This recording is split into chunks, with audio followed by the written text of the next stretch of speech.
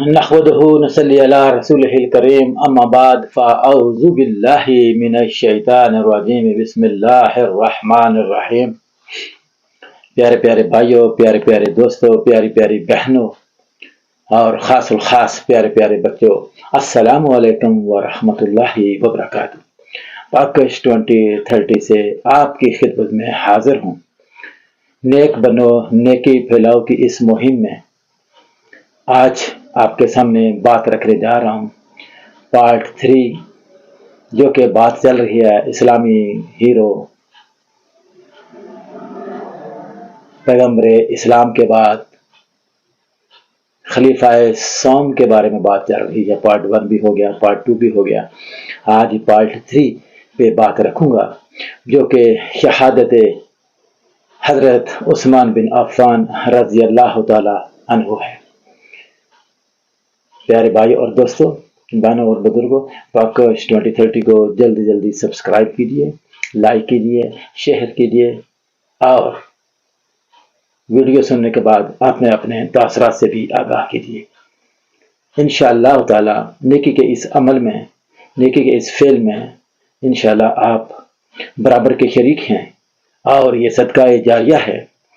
اور اللہ تبارک و تعالیٰ کے فضل و کرم سے جب ہمارا خاتمہ ہوگا تو اللہ کے پاس یہ چھوٹی چھوٹی نیکیاں، یہ چھوٹے چھوٹے ہمارے عمل اللہ کو بہت مقبول ہوں گے اللہ کے ہاں، اور ہمیں بہت سارے اجر و ثواب سے نوازا جائے گا۔ چلیں بات شروع کرنے سے پہلے حق کا انعامدار حضرت محمد مصطفیٰ صلی اللہ علیہ وآلہ وسلم پر درود و سلام پڑھتے ہیں۔ اللہم صلی علی محمد وعلی آل محمد کما صلیت علی ابراہیم وعلی آل ابراہیم انکا حمید مجید۔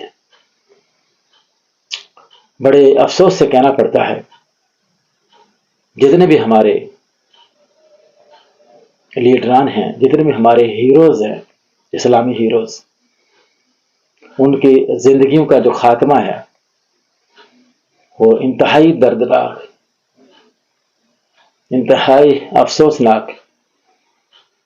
اسی سلسلے کی کڑی حضرت عثمان بن عفان رضی اللہ تعالیٰ عنہ کی شہادت پہ بات رکھوں گا۔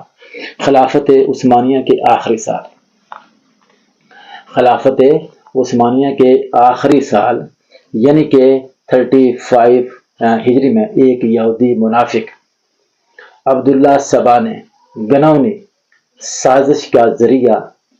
مختلف گروہوں کو بغاوت پر اکسایا۔ باغیوں نے حضرت عثمان بن عفان رضی اللہ تعالی عنہ پر جان برداری اور اقربا پروری جیسے الزامات لگا کر ان کی سبق دوشی کا مطالبہ کر دیا۔ بھائی اور دوستو، یہ جو میں نے لفظ استعمال کیے ہیں، کون سے؟ گنونی سازشیں، بغاوتیں اور ایک دوسرے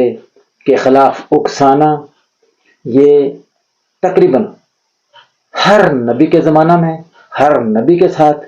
اور ان کے بیسٹ فالوور کے ساتھ ایسا ہوتا رہا ہے۔ یہ تاریخ گواہ ہے کہ جس طریقہ سے ہمارے پیارے نبی پر الزامات کی بچھار اور پھر لوگوں کو اکسانا، آپ کے خلاف کرنا، بالکل بین ہی ایسے ہی صحابہ رسول کے ساتھ بھی وہی کچھ ہوا جو پیغمبر اسلام کے ساتھ ہوتا رہا۔ حضرت عثمان غنی رضی اللہ تعالی عنہ پر بھی اسی طرح کے الزامات لگائے گئے، اور آخر کار ان باغیوں نے اتنا زور پکڑا کہ حضرت عثمان غنی رضی اللہ تعالی عنہ کے گھر کا محاصرہ کر لیا، آپ کے گھر کو گھیر لیا گیا۔ یقین مانیے بہت ہی دردناک واقعات ہیں جو کہ بیان کرتے ہوئے ہمارا دل و دماغ اجازت نہیں دیتا، لیکن کیا کریں،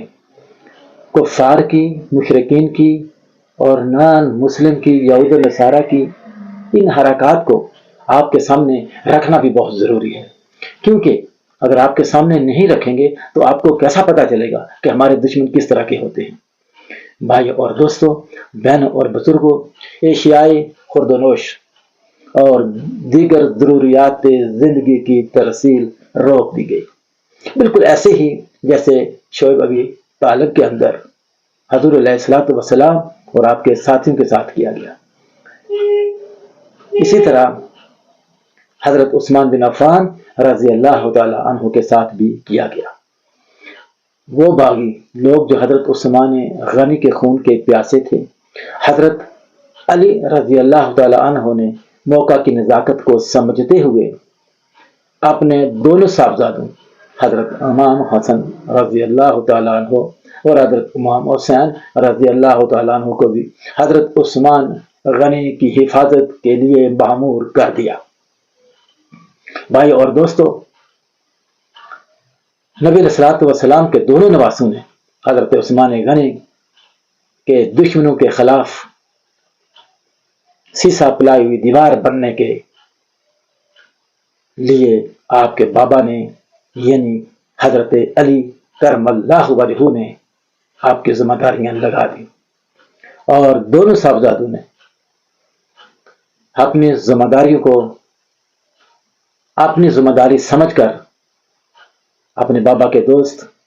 اور اپنے نانا کے دوست کی جان کی حفاظت کے لیے اپنی جانوں کو پرواہ نہ کرتے ہوئے آپ وہاں پہ ڈٹے رہے۔ حضرت زبیر رضی اللہ تعالی عنہ نے بھی اپنے بیٹے حضرت عبداللہ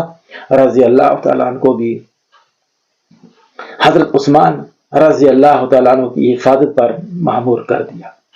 بھائیو اور دوستو، حضرت عثمان کی حفاظت کے لیے بہت اور چند لوگ بھی، نوجوان بھی آ گئے۔ یہ معاشرہ